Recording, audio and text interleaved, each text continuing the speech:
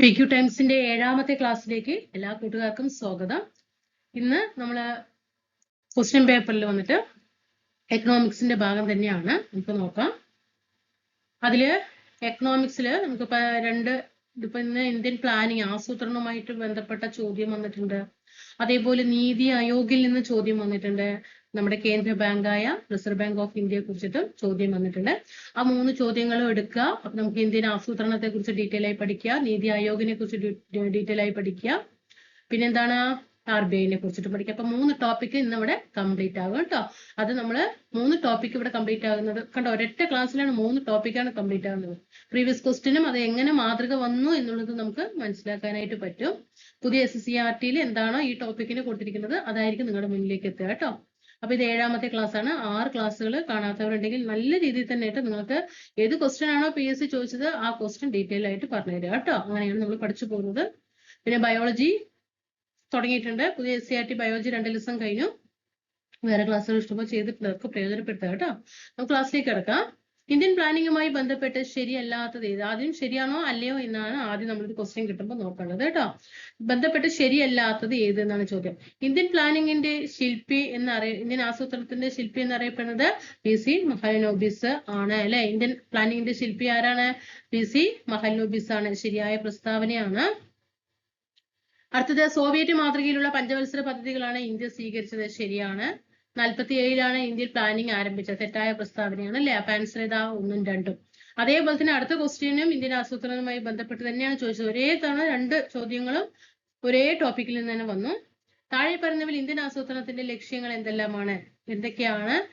4 option തന്നിട്ടുണ്ട്. ഇതിൽ ഏതാണെന്നുള്ളതാണ്. അപ്പൊ നമുക്ക് എന്ത് ചെയ്യാം, പഠിക്കാം. എന്നിട്ട് നിങ്ങൾ ഈ ആൻസറിലേക്ക് എത്താനായിട്ട് ശ്രദ്ധിക്കണം കേട്ടോ. സാമ്പത്തിക ആസൂത്രണം ഇത് നമ്മൾ എടുത്തിരിക്കുന്നത് പുതിയ SSCRT ആണ് കേട്ടോ. പുതിയ SSCRTയിൽ എന്തൊക്കെയാണ് ഇന്ത്യൻ പ്ലാനിങ്ങിനെ കുറിച്ചിട്ട് പറഞ്ഞിരിക്കുന്നത് നോക്കാം. ബ്രിട്ടീഷ് ഭരണകാലത്ത് ശിഥിലമായ ഇന്ത്യൻ സമ്പദ്ഘടനയെ കെട്ടിപ്പടുക്കുന്നതിന് മിശ്ര സമ്പദ് വ്യവസ്ഥയാണ് നാം സ്വീകരിച്ചത്. ഇത് പ്രീവിയസ് ചോദ്യമാണ്. നമ്മുടെ ഇന്ത്യയുടെ ഒരു സമ്പദ് വ്യവസ്ഥ എന്ന് പറയുന്നത് ഏതാണ്? ഒരു മിക്സഡ് ഇക്കണോമിയാണ്. മനസ്സിലായോ? ഇന്ത്യയുടെ സമ്പദ് വ്യവസ്ഥ എന്ന് പറയുന്നത് എന്താണ്? ഒരു മിശ്ര സമ്പദ് വ്യവസ്ഥയാണ്. അതായത് മിക്സഡ് ഇക്കണോമി ആണ്. മിശ്ര സമ്പദ് വ്യവസ്ഥയെ കുറിച്ചിട്ട് മുൻ ക്ലാസ്സുകളൊക്കെ പഠിച്ചിട്ടുള്ള ചോദ്യം വരാം, നമുക്ക് പഠിക്കാം. പൊതുവായ ചില ലക്ഷ്യങ്ങളുടെ അടിസ്ഥാനത്തിൽ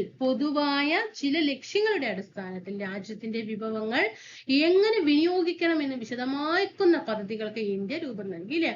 നമ്മൾ എന്തൊരു കാര്യം ചെയ്യുമ്പോഴും നമുക്ക് കൃത്യമായ ഒരു പ്ലാനിങ് ഉണ്ടായിരിക്കണം. എങ്കിൽ മാത്രമേ നമ്മൾ ലൈഫിൽ സക്സസ് ആകുള്ളൂ അല്ലെ. അപ്പൊ നിങ്ങൾ PSC പഠിക്കുമ്പോഴും നിങ്ങൾക്ക് വ്യക്തമായ ഒരു പ്ലാനിങ് ഉണ്ടാകണം. അല്ലാതെ നമ്മൾ അങ്ങോട്ടും ഇങ്ങോട്ടും ഓടിക്കളിക്കാൻ നിന്നാൽ നമുക്ക് ആ പ്ലാനിങ് കറക്റ്റ് ആയില്ല.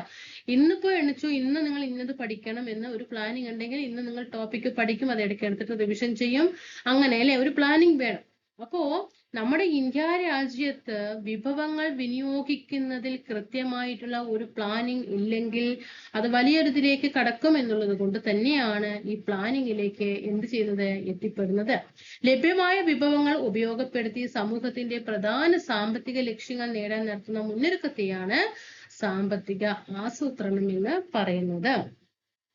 ഏറ്റവും മികച്ചതും സമഗ്രവുമായ രീതിയിൽ രാജ്യത്തിന്റെ വൈവിധ്യമാർന്ന വിഭവങ്ങൾ, മനുഷ്യശേഷി, കഴിവുകൾ എന്നിവയെ പ്രയോജനപ്പെടുത്തുന്നുള്ള ശാസ്ത്രീയ മാർഗമാണ് ജവഹർലാൽ നെഹ്റു പറഞ്ഞതിന്റെ വാക്കുകളാണ് കേട്ടോ. ഇത് ജവഹർലാൽ നെഹ്റുവിന്റെ വാക്കുകളാണ്. ചോദ്യം വരും. ഏറ്റവും മികച്ചതും, എങ്ങനെയാണ്? ഏറ്റവും മികച്ചതും എന്നാൽ സമഗ്രവുമായ രീതിയിൽ നമ്മുടെ രാജ്യത്തിന്റെ വിഭവങ്ങളെ, മനുഷ്യശേഷിയുടെതിലും കഴിവുകളും അല്ലെ. രാജ്യത്തിന്റെ വിഭവങ്ങൾ എന്ന് പറയുന്നത് എന്തൊക്കെയാണ്? മനുഷ്യന്റെ ശേഷിയിലെ കഴിവ് എന്നിവ പ്രയോജനപ്പെടുത്തുന്നുള്ള ഒരു ശാസ്ത്രീയ മാർഗമാണ് ആസൂത്രണം എന്ന് പറഞ്ഞത് ജവഹർലാൽ നെഹ്റുവാണ്. എങ്ങനെയാണ് ഈ ആസൂത്രണത്തിലേക്ക് നമ്മളിപ്പോ എന്തൊരു കാര്യം ചെയ്യും? 1947 ഓഗസ്റ്റ് 15 സ്വാതന്ത്ര്യം കിട്ടി. ഒറ്റ സുപ്രഭാതത്തിൽ സ്വാതന്ത്ര്യം കിട്ടിയതാണോ? അല്ല അല്ലെ.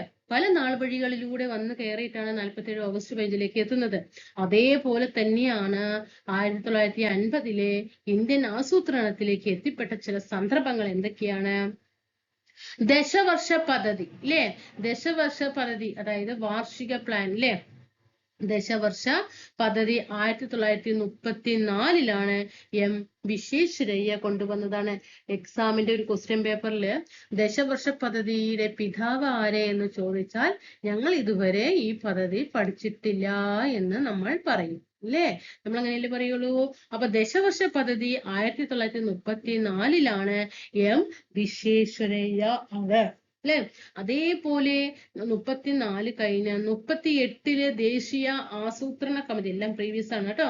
ദേശീയ ആസൂത്രണ കമ്മിറ്റി രൂപം കൊണ്ടു ജവഹർലാൽ നെഹ്റുവിന്റെ അധ്യക്ഷതയില് 1938 ബോംബെ പ്ലാൻ 1944 JRD ടാറ്റ. ആസൂത്രണ കമ്മീഷൻ 1950 വന്നു. People's plan 45 MN Roy. Gandhian plan 44 SN Agarwal. അങ്ങനെ ഓരോന്ന് പഠിക്കണേ. 1934 1934 എന്ത് വന്നു? ദശവർഷ പദ്ധതി കൊണ്ടുവന്നു അല്ലെ. ദശവർഷ പദ്ധതി കൊണ്ടുവന്നു. ആരാണ് അതിന്റെ? എം വിശ്വേശ്വരയ്യ. 34 കഴിഞ്ഞു. അങ്ങനെ 1938 38 എന്താണ്? ദേശീയ ആസൂത്രണ കമ്മിറ്റി അല്ലെ. ദേശീയ ആസൂത്രണ കമ്മിറ്റി ജവഹർലാൽ നെഹ്റുവിന്റെ അധ്യക്ഷതയിൽ വന്നു. അടുത്തത് 1938 കഴിഞ്ഞ് 1944 ബോംബെ പ്ലാൻ വന്നു. ബോംബെ പ്ലാനിന്റെ ശില്പി ആരാണ്? ബോംബെ പ്ലാൻ ആരാണ്? JRD ടാറ്റയാണ് കേട്ടോ. JRD ടാറ്റ വ്യവസായികൾ ചേർന്നുണ്ടാക്കിയതാണ് കേട്ടോ. അങ്ങനെ 44 കഴിഞ്ഞു. 1945 ആയപ്പോഴാണ് പീപ്പിൾസ് പ്ലാൻ കൊണ്ടുവരുന്നത്. പീപ്പിൾസ് പ്ലാൻ ജനകീയ പദ്ധതി അല്ലെ. ആരാ കൊണ്ടുവരുന്നത്? MN റോയ് ആണ് അല്ലെ. MN റോയ് ആണ് 45 കൊണ്ടുവരുന്നത്. 1944 ഗാന്ധിയൻ പ്ലാൻ വരുന്നത്. ഓരോരുത്തർക്കും ഓരോരോ ആശയങ്ങൾ ഉണ്ടാവും അല്ലെ. അതാണ് ഇവിടെ നടപ്പിലാക്കുന്നത്. അത് ഗാന്ധിയൻ പ്ലാൻ 44 ആരാണ്? SN അഗർവാൾ ആണ്. 44 കഴിഞ്ഞു. 45 കഴിഞ്ഞു. 1950 ആസൂത്രണ കമ്മീഷൻ നിലവിൽ വന്നു. പ്ലാനിംഗ് കമ്മീഷന്റെ നാൾ വഴികളാണ് നമ്മൾ ഇതുവരെ പഠിച്ചത്. ഇനി എം വിശ്വേശ്വരയ്യെ ഇന്ത്യൻ സാമ്പത്തിക ആസൂത്രണത്തിന്റെ പിതാവായി കണക്കാക്കുന്നു. ഇന്ത്യൻ സാമ്പത്തിക ആസൂത്രണത്തിന്റെ പിതാവ് ആര്? ഫാദർ ഓഫ് ഇന്ത്യൻ എക്കണോമി എന്ന് ചോദിച്ചാൽ അത് എം വിശ്വേശ്വര അയ്യ ആണ്. പഠിച്ചു വെക്കണം. ഇനി എന്തൊക്കെയാണ് ആസൂത്രണത്തിന്റെ ലക്ഷ്യങ്ങൾ? വളർച്ച, ആധുനികവൽക്കരണം, സ്വാശ്രയത്വം, തുല്യനീതി. ഇത് 4 നമ്മൾ നേരത്തെ ക്വസ്റ്റ്യന്റെ ഓപ്ഷനിൽ ഉണ്ടായിരുന്നത്. പഠിക്കണം കേട്ടോ. വളർച്ച 4 ഓരോന്നായിട്ട് പഠിക്കണേ. ആസൂത്രണത്തിന്റെ ലക്ഷ്യങ്ങൾ എന്തൊക്കെയാന്ന് ചോദിച്ചാൽ വളർച്ച എന്താണ്? ഉൽപാദനത്തിൽ ഉണ്ടാകുന്ന വർധനവ് അല്ലെ. അതാണ് വളർച്ച. ഇനി ആധുനികവൽക്കരണം, നൂതന സാങ്കേതിക വിദ്യകളെയും ആശയങ്ങളെയും ഉപയോഗിക്കുക. സാമൂഹ്യ വീക്ഷണഗതിയെ നവീകരിക്കുക. അടുത്ത സ്വാശ്രയത്വം, സാമ്പത്തിക പ്രവർത്തനത്തിൽ വിദേശ ആശ്രയത്വം കുറച്ചിട്ട് നമ്മുടെ രാജ്യത്ത് തന്നെ എന്ത് ചെയ്യുക? സ്വാശ്രയത്വം നടപ്പിലാക്കുക. തുല്യനീതി, അപ്പൊ അടിസ്ഥാന ആവശ്യങ്ങൾ എല്ലാവർക്കും ലഭ്യമാക്കിയിട്ട് തുല്യത ഉറപ്പുവരുത്തുക. സാമ്പത്തിക നീതിപൂർവമായ വിതരണം സാധ്യമാക്കുക. അപ്പൊ ഇത്രയും 4 കാര്യങ്ങൾ നന്നായിട്ട് പഠിച്ചു വെക്കുക. ഈ ആസൂത്രണത്തിന്റെ ലക്ഷ്യങ്ങൾ ഈ 4 ചോദിക്കാറുണ്ട്. വളർച്ച, ആധുനികവൽക്കരണം, സ്വാശ്രയത്വം, തുല്യനീതി. പഠിച്ചു വെക്കണം കേട്ടോ. വളർച്ച, ആധുനികവൽക്കരണം, സ്വാശ്രയത്വം, തുല്യനീതി. അപ്പൊ പഞ്ചവത്സര പദ്ധതിയുടെ ശില്പി ഇവിടെ ആരാന്ന് കൊടുത്തിട്ടുണ്ട്? PC മഹലനോബിസ് ആണ് കേട്ടോ. ഇന്ത്യൻ പഞ്ചവത്സര പദ്ധതിയുടെ ശില്പി ആരെ എന്ന് ചോദിച്ചാൽ അത് PC മഹലനോബിസ് ആണ്. അതേപോലെ ഇന്ത്യൻ സാമ്പത്തിക ആസൂത്രണത്തിന്റെ പിതാവായിട്ട് കണക്കാക്കുന്നത് എം വിശ്വേശ്വരയ്യ ആണ്. മേൽ സൂചിപ്പിച്ച ലക്ഷ്യങ്ങൾ കൈവരിക്കുന്നതിന് വേണ്ടിയിട്ടാണ് 1950, നമ്മൾ നേരത്തെ ഓപ്ഷൻ 40 നില കണ്ടത്, 47 അല്ല അല്ലെ, 47 നില കണ്ട് അല്ല, 1950 ആസൂത്രണ കമ്മീഷൻ നിലവിൽ വരുന്നത്. ആസൂത്രണ കമ്മീഷന്റെ ഘടന, ഒരു സ്ട്രക്ചർ എങ്ങനെയാണ്? ആസൂത്രണ കമ്മീഷൻ അധ്യക്ഷൻ എപ്പോഴും പ്രധാനമന്ത്രി ആയിരിക്കും. ഉപാധ്യക്ഷൻ ഉണ്ടാകും. കേന്ദ്ര ക്യാബിനറ്റ് നിശ്ചയിക്കുന്ന അംഗങ്ങൾ ഉണ്ടായിരിക്കും. അധ്യക്ഷൻ പ്രധാനമന്ത്രി, ഉപാധ്യക്ഷൻ ഉണ്ടായിരിക്കും. കേന്ദ്ര ക്യാബിനറ്റ് നിശ്ചയിക്കുന്ന അംഗങ്ങൾ ആയിരിക്കും. കേന്ദ്രത്തിലെ ക്യാബിനറ്റ് നിശ്ചയിക്കുന്ന അംഗങ്ങൾ ആയിരിക്കും അവിടെ ഉണ്ടാകുക. ആസൂത്രണ പ്രക്രിയ ഇന്ത്യയിൽ നടപ്പിലാക്കിയത് 1951 മുതൽ പഞ്ചവത്സര പദ്ധതികളിലൂടെയാണ്. അപ്പൊ ആസൂത്രണ പദ്ധതി നടപ്പിലാക്കിയത് എപ്പോഴാണ് നിലവിൽ വന്നത്? 50-ല്. നടപ്പിലാക്കി തുടങ്ങിയത് 1951-ല് പഞ്ചവത്സര പദ്ധതികളിലൂടെ ആണ്, 5-year പ്ലാനിലൂടെ ആണ്. അടുത്തത് നീതി ആയോഗുമായി ബന്ധപ്പെട്ട് ശരിയായത് ഏതാണ്? നീതി ആയോഗുമായി ബന്ധപ്പെട്ട ശരിയായ പ്രസ്താവനകൾ ഏതൊക്കെയാണ്? ആസ്ഥാനം ന്യൂഡൽഹിയിലെ നീതി ഭവൻ ആണ്. നീതി ആയോഗ് ആയതുകൊണ്ട് തന്നെ അത് നീതി ഭവൻ ശരിയാണ്. സ്ഥാപിതമായത് 2015 ജനുവരി 1-നാണ്. ശരിയാണ്. ഓക്കെ. പക്ഷെ നിലവിലുള്ള CEO പരമേശ്വരൻ അയ്യർ ആണ്. അത് തെറ്റാണ് കേട്ടോ. മനസ്സിലായോ? അപ്പോ 1ഉം 2ഉം സി ആണ് ഇവിടെ ആൻസർ ആയിട്ട് വരുന്നത് കേട്ടോ. ആസ്ഥാനം ന്യൂഡൽഹിയിലെ നീതി ഭവൻ, സ്ഥാപിതമായത് 2015 ജനുവരി 1-നാണ്. അപ്പൊ നീതി ആയോഗിനെ കുറിച്ച് പുതിയ SCERT കുറിച്ച് നമുക്ക് നോക്കാം.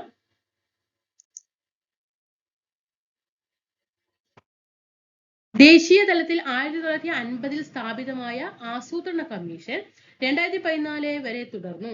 ഇപ്പോൾ ഈ പ്രവർത്തനങ്ങൾക്ക് നേതൃത്വം നൽകുന്നത് നീതി ആയോഗാണ്. അപ്പൊ നമ്മൾ നേരത്തെ പഠിച്ചു 50-ലാണ് ആസൂത്രണ കമ്മീഷൻ നിലവിൽ വരുന്നത്. 2014 വരെ, 1950-ൽ തുടങ്ങിയിട്ട് 2014 വരെ ആസൂത്രണ കമ്മീഷൻ ഉണ്ടായിരുന്നു. പിന്നീട് മോദി ഗവൺമെന്റ് ആണ് 2015 ജനുവരി മാസം 1-ന് ആസൂത്രണ കമ്മീഷന് പകരം നീതി ആയോഗ് എന്നത് കൊണ്ടുവന്നത്. നീതി ആയോഗിന്റെ ഫുൾ ഫോം പഠിച്ചു വെക്കണം. പ്രീവിയസ് ചോദ്യമാണ്. NITI എന്നാണ് നീതി എന്ന് പറയുന്നത്. National institution for transforming India. National institution for transforming India ആണ് ഫുൾ ഫോം. 2015 ജനുവരി 1-ന് ഇന്ത്യയുടെ ആസൂത്രണ കമ്മീഷന് പകരമായി നീതി ആയോഗ് നിലവിൽ വന്നു.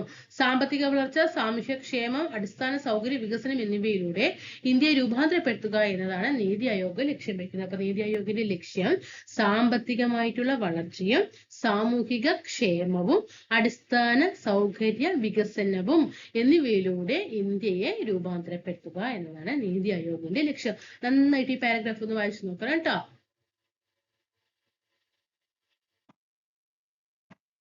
ല്ലോ ഈ നീതി ആയോഗിന്റെ ഘടന നമുക്ക് നോക്കാം. നീതി ആയോഗിന്റെ അധ്യക്ഷൻ പ്രധാനമന്ത്രിയാണ്. നീതി ആയോഗിന്റെ അധ്യക്ഷൻ പ്രധാനമന്ത്രിയാണ്. ആസൂത്രണ കമ്മീഷൻ അധ്യക്ഷനും ആരാണ്? പ്രധാനമന്ത്രിയാണ് അല്ലെ? ഓക്കെ. എല്ലാ മുഖ്യമന്ത്രിമാരും കേന്ദ്രഭരണ പ്രദേശങ്ങളിലെ ലഫ്റ്റനന്റ് ഗവർണർമാരും അംഗങ്ങളായിരിക്കും. എല്ലാ മുഖ്യമന്ത്രിമാരും 28 സംസ്ഥാനങ്ങളിലെ മുഖ്യമന്ത്രിമാരും ഉണ്ടാകും. 8 കേന്ദ്രഭരണ പ്രദേശങ്ങളിലെ ലഫ്റ്റനന്റ് ഗവർണർമാരും ഉണ്ടാകും. 2 പാർട്ട് ടൈം അംഗങ്ങളും 4 അനൗദ്യോഗിക അംഗങ്ങളും പിന്നെ സിഒയും ചീഫ് എക്സിക്യൂട്ടീവ് ഓഫീസറും ഉണ്ടായിരിക്കും. 2 പാർട്ട് ടൈം അംഗങ്ങൾ, അതേപോലെ 2ന്റെ ഇരട്ടി 4 അനൗദ്യോഗിക അംഗങ്ങൾ, പിന്നെ ചീഫ് എക്സിക്യൂട്ടീവ് ഓഫീസറും. പ്രധാനമന്ത്രി നിയോഗിക്കുന്ന 4 കേന്ദ്രമന്ത്രിമാർ അനൗദ്യോഗിക അംഗങ്ങൾ ആയിരിക്കും. പ്രധാനമന്ത്രി നിയോഗിക്കുന്ന 4 കേന്ദ്രമന്ത്രിമാര് എന്തായിരിക്കും? അനൗദ്യോഗിക അംഗങ്ങൾ ആയിരിക്കും. നീതി ആയോഗിന്റെ പ്രധാന ലക്ഷ്യങ്ങൾ എന്തൊക്കെയാണ്? പഠിച്ചു വെക്കണം കേട്ടോ. സ്റ്റേറ്റ്മെന്റ് എപ്പോഴും ചോദ്യം വരുന്ന ഒരു ഏരിയ ആണ്. ഇന്ത്യയുടെ വികസന മുൻഗണനകൾക്കും പദ്ധതികൾക്കും കാഴ്ചപ്പാട് സൃഷ്ടിക്കുക, സുസ്ഥിര വികസനവും സമഗ്രവുമായ വളർച്ച പ്രോത്സാഹിപ്പിക്കുക, നവീകരണം, സംരംഭകത്വം, തൊഴിലവസരങ്ങൾ എന്നിവയിലൂടെ സാമ്പത്തിക വളർച്ചയെ പ്രോത്സാഹിപ്പിക്കുക, ആഗോള വൈവിധ്യവും വിഭവങ്ങളും പ്രയോജനപ്പെടുത്തുന്നതിന് അന്തരീക്ഷ സംഘടനകളുടെയും രാജ്യങ്ങളുടെയുമായും സഹകരിക്കുക, തന്ത്രപരവും ദീർഘകാലവുമായ നയങ്ങളും പരിപാടികളും വികസിപ്പിക്കുകയും നടപ്പിലാക്കുകയും ചെയ്യുക. ഇത്രയും കാര്യങ്ങളാണ് നീതി ആയോഗുമായി ബന്ധപ്പെട്ട ലക്ഷ്യങ്ങൾ പഠിക്കാനുള്ളത്. ഇന്ത്യയുടെ വികസന മുൻഗണനകൾക്കും പദ്ധതികൾക്കും കാഴ്ചപ്പാട് സൃഷ്ടിക്കണം. 1. സുസ്ഥിര വികസനവും സമഗ്രമായ വളർച്ചയും പ്രോത്സാഹിപ്പിക്കണം. 2. നവീകരണം, സംരംഭകത്വം, തൊഴിലവസരങ്ങൾ എന്നിവയിലൂടെ സാമ്പത്തിക വളർച്ചയെ പ്രോത്സാഹിപ്പിക്കുക. ആഗോള വൈവിധ്യവും വിഭവങ്ങളും പ്രയോജനപ്പെടുത്തുന്നതിന് അന്താരാഷ്ട്ര സംഘടനകളുടെയും രാജ്യങ്ങളുടെയും സഹകരിക്കുക. തന്ത്രപരവും ദീർഘകാലവുമായ നയങ്ങളും പരിപാടികളും അതേപോലെ തന്നെ വികസിപ്പിക്കുകയും നടപ്പിലാക്കുകയും ചെയ്യുക. നെക്സ്റ്റ് വൺ, കേന്ദ്ര ബാങ്കിന്റെ ധർമ്മങ്ങളിൽ പെടാത്തത് ഏതാണ്? അപ്പൊ പെടുന്നത് ഏതൊക്കെയാ? കറൻസി നോട്ടടിക്കുക, ബാങ്കുകളുടെ ബാങ്കായി പ്രവർത്തിക്കുക, ഗവൺമെന്റിന്റെ ബാങ്കായിട്ട് പ്രവർത്തിക്കുക. അതൊക്കെ കേന്ദ്ര ബാങ്കായ റിസർവ് ബാങ്ക് ഓഫ് ഇന്ത്യയുടെ ധർമ്മങ്ങളാണ്. നികുതി നിരക്ക് നിശ്ചയിക്കുന്നത് ആരല്ല? ഗവൺമെന്റല്ല. അപ്പൊ ഇതാണ് ആൻസർ ആയിട്ട് വരിക കേട്ടോ.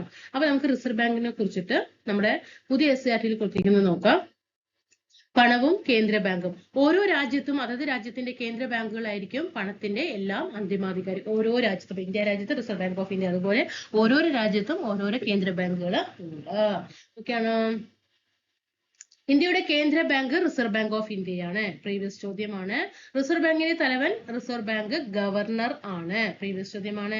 1934 reserve bank of India act പ്രകാരം 34 RBI ആക്ട് പ്രകാരം 35 ഏപ്രിൽ 1 കൊൽക്കത്തയിൽ സ്ഥാപിതമായത്.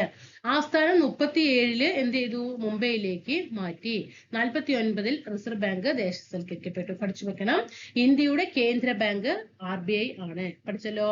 റിസർവ് ബാങ്കിന്റെ തലവൻ എന്ന് പറയുന്നത് റിസർവ് ബാങ്ക് ഗവർണർ ആണ്. 34 RBIന്റെ ആക്ട് പ്രകാരം 35 ഏപ്രിൽ മാസം 1 നിലവിൽ വന്നു.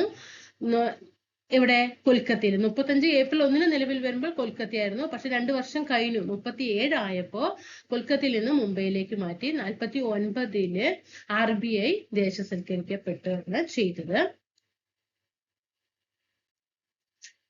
ഇനി സമ്പദ് വ്യവസ്ഥയിലെ ബാങ്കുകൾ, ബാങ്കിതര ധനകാര്യമായ സ്ഥാപനങ്ങൾ എന്നിവയുടെ പ്രവർത്തനം നിയന്ത്രിക്കുന്നതും ഏകോപിപ്പിക്കുന്നതും കേന്ദ്ര ബാങ്കായ റിസർവ് ബാങ്ക് ആണ്. സമ്പദ് വ്യവസ്ഥയിലെ ബാങ്കുകൾ, ബാങ്കിതര ധനകാര്യ സ്ഥാപനങ്ങൾ എന്നിവയുടെ പ്രവർത്തനം നിയന്ത്രിക്കുന്നതും ഏകോപിപ്പിക്കുന്നതും ഒക്കെ ആരാണ്? റിസർവ് ബാങ്ക് ഓഫ് ഇന്ത്യയാണ്. ഇപ്പോഴത്തെ റിസർവ് ബാങ്ക് ഓഫ് ഇന്ത്യയുടെ ഗവർണർ ആരാണെന്ന് ചോദിച്ചാൽ അത് സഞ്ജയ് മൽഹോത്രയാണ്. Appointed as new RBI governor Sanjay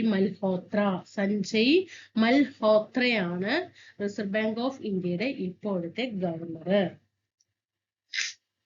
അതേപോലെ ലിസ്റ്റ് ഓഫ് ഗവർണർ തന്നിട്ടുണ്ട്. ഫസ്റ്റത്തെ റിസർവ് ബാങ്കിന്റെ ഗവർണർ ഓസ്ബോൺ സ്മിത്ത് ആണ് കേട്ടോ. ഫസ്റ്റത്തെ പ്രീവിയസ് ചോദ്യമാണ്. ഫസ്റ്റത്തെ ആരാണ്? ഓസ്ബോൺ സ്മിത്ത് ആണ്. ഇപ്പൊ 26ാമത്തേതാണ് സഞ്ജയ് മൽഹോത്ര. 25 ശക്തികാന്ത് ദാസ് ആണ്. 25 ശക്തികാന്ത് ദാസ്. 26ാമത്തെ സഞ്ജയ് മൽഹോത്ര. ഇനി റിസർവ് ബാങ്കിന്റെ ധർമ്മങ്ങൾ, അതാണ് നേരത്തെ ചോദ്യം ചോദിച്ചത്. കറൻസി അച്ചടിച്ചിറക്കുക, ബാങ്കുകളുടെ ബാങ്കായി പ്രവർത്തിക്കുക, ഗവൺമെന്റ് പണത്തിന്റെ അളവും വായ്പയും നിയന്ത്രിക്കുന്ന ഗവൺമെന്റിന്റെ ബാങ്കായിട്ട് പ്രവർത്തിക്കുന്നു, വിദേശ നാണയ കരുതൽ ശേഖരത്തിന്റെ സൂക്ഷിപ്പ്, റിപ്പോർട്ടുകളുടെ പ്രസിദ്ധീകരണം. ഇത് ഓർഡറായിട്ട് 6 പഠിച്ചു വെക്കണം. കറൻസി അച്ചടിച്ചിറക്കുന്നത് ആരാണ്? റിസർവ് ബാങ്ക് ഓഫ് ഇന്ത്യയാണ്. ബാങ്കുകളുടെ ബാങ്കായിട്ട് പ്രവർത്തിക്കുന്നു, പണത്തിന്റെ അളവും വായ്പയും നിയന്ത്രിക്കുന്നു, അതേപോലെ ഗവൺമെന്റിന്റെ ബാങ്കായിട്ട് പ്രവർത്തിക്കുന്നു സ്ഥാപനങ്ങളിൽ. അതേപോലെ ഗവൺമെന്റിന്റെ ബാങ്കായി പ്രവർത്തിക്കുന്നു, വിദേശ നാണയ കരുതൽ ശേഖരത്തിന്റെ സൂക്ഷിപ്പ്, റിപ്പോർട്ടുകളുടെ പ്രസിദ്ധീകരണം. പഠിച്ചല്ലോ. അപ്പൊ ഇതെന്നും ചോദിക്കും. ഇപ്പോഴും ആ ക്വസ്റ്റ്യൻ തന്നെയാണ് വന്നിരിക്കുന്നത് കേട്ടോ.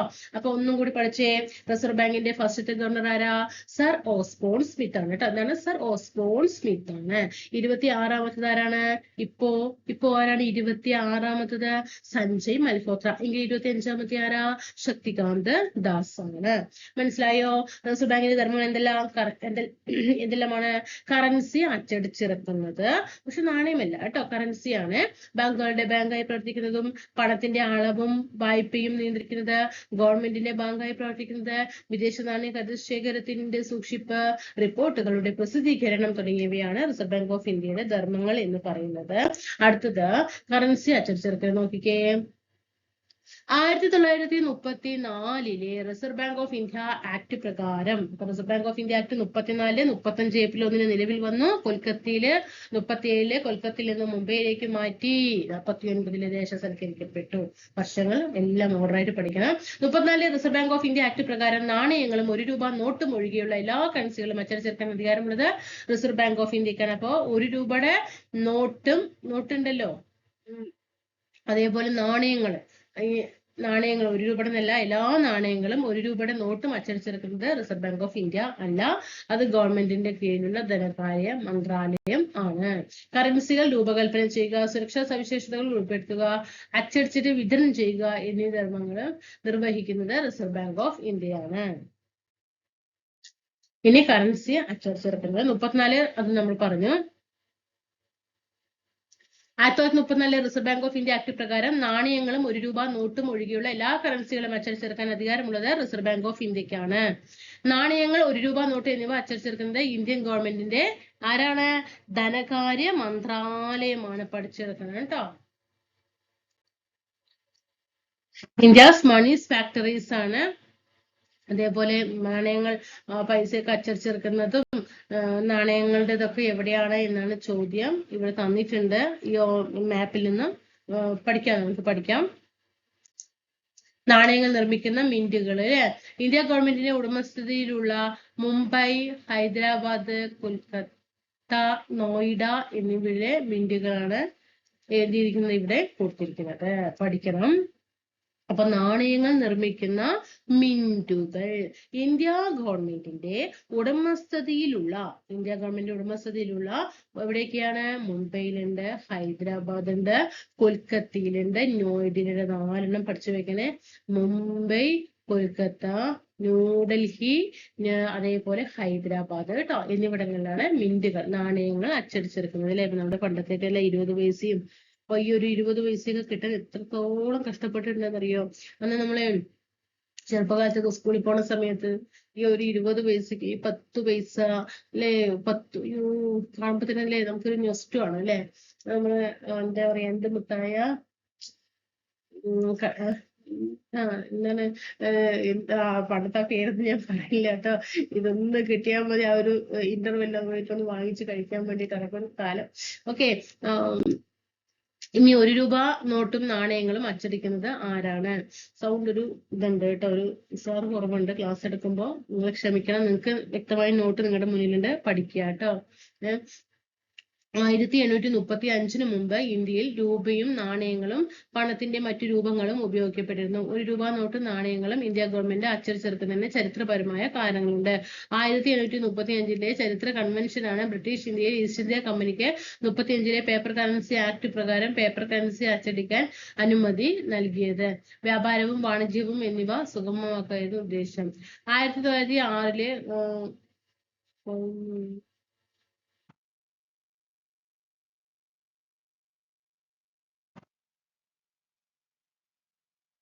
വർഷങ്ങളൊക്കെ ഒന്ന് നോക്കി വെക്കാം. 35, 906, 2011 വർഷങ്ങളൊന്നും നോക്കി വെക്കാം.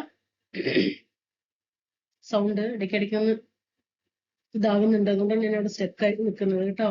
1835 മുമ്പ് ഇന്ത്യയിൽ രൂപയും നാണയങ്ങളും പണത്തിന്റെ മറ്റു രൂപങ്ങളും ഉപയോഗിക്കപ്പെട്ടിരുന്നു. അതുകൊണ്ട് പഴയകാല നോട്ടുകൾ കണ്ടോ, പുതിയ കാല നോട്ടുകളും. ഇന്ത്യ ഗവൺമെന്റ് അച്ചടിച്ചിറക്കുന്നതിന് ചരിത്രപരമായ കാരണമുണ്ട്.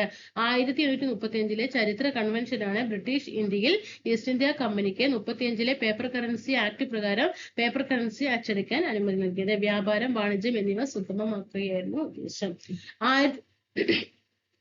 1906 കോയിനേജ് ആക്ട്, 2011 കോയിനേജ് ആക്ട്. അപ്പൊ കോയിനേജ് ആക്ട് ഉള്ളത് 1906 2011 കേട്ടോ. എന്നിവ നാണയങ്ങൾ അച്ചടിച്ചിറക്കുന്നതിനുള്ള അധികാരം കേന്ദ്ര ഗവൺമെന്റിനാണ് നൽകിയിരിക്കുന്നത്. ഇന്ത്യ ഗവൺമെന്റിന്റെ ഈ അധികാരം നിലനിർത്തുന്നതിനാണ് 1 രൂപ നോട്ട് നാണയങ്ങളും അച്ചടിച്ചിറക്കുന്നത് കേട്ടോ. അപ്പോ എങ്ങനെയാണ് റിസർവ് ബാങ്ക് ഓഫ് ഇന്ത്യ ആണ് നോട്ട് അച്ചടിച്ചിറക്കുന്നതെന്ന് പറഞ്ഞു. എന്തുകൊണ്ടാണ് കേന്ദ്ര ഗവൺമെന്റ് നാണയങ്ങൾ അച്ചടിച്ചിറക്കുന്നത്? എന്താ കേന്ദ്ര ഗവൺമെന്റിന് മാത്രം കൊടുക്കാൻ കാരണം? അത് ഏത് ആക്ട് പ്രകാരമാണെന്ന് ചോദിച്ചാൽ 1906 കോയിനേജ് ആക്ടും 2011 കോയിനേജ് ആക്ട്. 2 വർഷം പഠിച്ചു വെക്കണേ, ചോദ്യം വന്നാൽ തെറ്റിക്കാൻ പാടില്ല. ഇനി എന്താണ് ഡിമോണിറ്റൈസേഷൻ? ഒരിക്കൽ പ്രചാരത്തിലുള്ള കറൻസികൾ ഗവൺമെന്റ് നിർദ്ദേശം കണക്കിലെടുത്ത് റിസർവ് ബാങ്ക് ഓഫ് ഇന്ത്യക്ക് പിൻവലിക്കാം. ഇതാണ് ഡിമോണിറ്റൈസേഷൻ എന്ന് പറയുന്നത്. നോട്ട് നിരോധനം എന്ന് പറയുന്നില്ലേ, അതിനെയാണ് ഡിമോണിറ്റൈസേഷൻ എന്ന് പറയുന്നത്. ഇതവിടെ പഠിക്കുന്നത് 2016 നവംബർ 8 ഇന്ത്യയിൽ അടുത്ത കാലത്തായിട്ട് ഡിമോണിറ്റൈസേഷൻ നടപ്പിലാക്കിയത്. 2016 പഠിക്കണേ 2016 നവംബർ 8 പണി കിട്ടി എന്ന് പറയില്ലേ. നവംബർ 8 ഇന്ത്യയിൽ അടുത്ത കാലത്തായിട്ട് ഡിമോണിറ്റൈസേഷൻ എന്ന് പറഞ്ഞാൽ നോട്ട് നിരോധനം നടപ്പിലാക്കിയത്. അഴിമതി, കള്ളപ്പണം, ഭീകരവാദം, വ്യാജ കറൻസി എന്നിവ തടയുകയായിരുന്നു ഉദ്ദേശം. അന്ന് വരെ നിലവിലുണ്ടായിരുന്ന ഏതൊക്കെ രൂപകളാണ് അന്ന് നിരോധിച്ചത്? 500 രൂപയും 1000 രൂപ എന്നീ കറൻസി നോട്ടുകളാണ് ലീഗൽ ടെൻഡർ അല്ല എന്ന് പ്രഖ്യാപിച്ചു. 500 രൂപയുടെയും 2000 രൂപയുടെയും പുതിയ കറൻസികൾ അച്ചടിച്ചിറക്കി.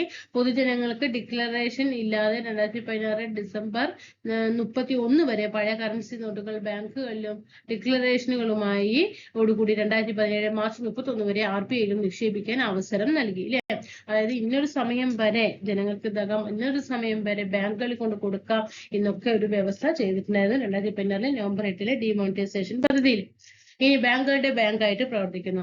ആപത്ഘട്ടങ്ങളിൽ ബാങ്കുകൾക്ക് അടിയന്തര വായ്പകൾ നൽകുക, ബാങ്കുകളുടെ കരുതൽ ധനശേഖരം സൂക്ഷിക്കുക, ബാങ്കുകൾ തമ്മിലുള്ള ഇടപാടുകൾ തീർക്കുന്നതിന് സഹായിക്കുക എന്നിവയെല്ലാം ചെയ്യുന്നത് റിസർവ് ബാങ്ക് ഓഫ് ഇന്ത്യ. അതുകൊണ്ടാണ് ബാങ്കുകളുടെ ബാങ്കായിട്ട് പ്രവർത്തിക്കുന്നു എന്ന് പറഞ്ഞത്. ഇനി പണത്തിന്റെ അളവും വായ്പയും നിയന്ത്രിക്കുന്നു. പണത്തിന്റെ അളവ് വർദ്ധിക്കുകയും എന്നാൽ ആനുപാതികമായി സാധനങ്ങളുടെയും സേവനങ്ങളുടെയും ഉത്പാദനം വർദ്ധിപ്പിക്കുകയും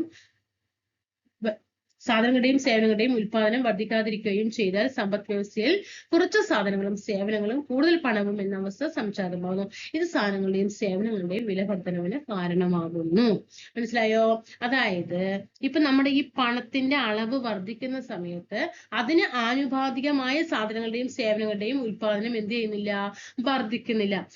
അങ്ങനെ വർദ്ധിക്കുകയും ചെയ്താൽ സമ്പദ് വ്യവസ്ഥയിൽ കുറച്ച് സാധനങ്ങളും സേവനങ്ങളും അതേപോലെ തന്നെ കൂടുതൽ പണവും എന്ന അവസ്ഥ സംജാതമാകും. ഇത് സാധനങ്ങളുടെയും സേവനങ്ങളുടെയും വില വർധനവിന് കാരണമാക്കുകയും ചെയ്യും. ഇനി സമ്പദ് വ്യവസ്ഥയിൽ മൊത്തം ഉള്ള പണത്തിന്റെ അളവ്. റിസർവ് ബാങ്ക് നമ്മുടെ സമ്പദ് വ്യവസ്ഥയിൽ ആകെ പണത്തിന്റെ അളവിനെ കണ്ടെത്തുന്നത് ഈ ഒരു ഇതൊന്ന് പഠിച്ചു വെക്കണേ. റിസർവ് ബാങ്ക് ഓഫ് ഇന്ത്യ നമ്മുടെ ഇന്ത്യൻ എക്കണോമിയില് സമ്പദ് വ്യവസ്ഥയിൽ ആകെ പണത്തിന്റെ അളവിനെ കാണിക്കുന്നത് M1, M2, M3, M4 എന്നീ രൂപങ്ങളിലാണ് കേട്ടോ. അതിൽ M1 എന്താണെന്ന് ചോദിച്ചാൽ പൊതുജനങ്ങളുടെ കൈവശമുള്ള നാണയങ്ങളും കറൻസികളും വാണിജ്യ ബാങ്കുകളിലെ സമ്പാദ്യ നിക്ഷേപം. M1 പോസ്റ്റ് ഓഫീസ് സേവിങ്സ് ബാങ്കുകളിലെ സമ്പാദ്യ നിക്ഷേപം. M3 വാണിജ്യ ബാങ്കുകളിലെ അറ്റ സ്ഥിര നിക്ഷേപം. M4 പോസ്റ്റ് ഓഫീസുകളിലെ മൊത്തം നിക്ഷേപം. ഇതിൽ M1, M2 എന്നത് ഇടുങ്ങിയ പണം എന്നും M3, M4 എന്നത് വിശാല പണം എന്നും അറിയപ്പെടുന്നു കേട്ടോ. M1, M2 നാരോ മണി, അതേപോലെ M3, M4 ബ്രോഡ് മണി എന്നും അറിയപ്പെടുന്നു. അപ്പൊ M1, M2, M3, M4 എന്താന്നുള്ളത് നോക്കണം. ഓക്കെ ആണല്ലോ. അപ്പൊ നമ്മൾ ഇന്ന് 3 ടോപ്പിക്ക് പഠിച്ചു. നീതി ആയോഗ്, ആസൂത്രണം, കേന്ദ്ര ബാങ്ക്. സൗണ്ടും ഒരു വലായ്മയുണ്ട് കേട്ടോ, അതുകൊണ്ടാണ് അങ്ങനെ ഇടയ്ക്കിടയ്ക്ക് സ്റ്റെപ്പായിട്ട് നിൽക്കുന്നത്. അതുകൊണ്ടൊന്നും വിചാരിക്കരുത്. നിങ്ങൾ എന്ത് ചെയ്യുക, നിങ്ങളുടെ സമയങ്ങൾ പ്രയോജനപ്പെടുത്തിയിട്ട് മാർക്കാക്കി മാറ്റുക. സബ്സ്ക്രൈബ് ചെയ്തുകൊണ്ട് സപ്പോർട്ട് ചെയ്യാം. വലതുവശത്ത് ബെൽ ബട്ടൺ ഒന്ന് ഐക്കൺ ചെയ്യുക. തീർച്ചയായിട്ടും താഴെ അഭിപ്രായങ്ങളും വിമർശനങ്ങളും ഒക്കെ എഴുതി അറിയിക്കാൻ ശ്രമിക്കുക.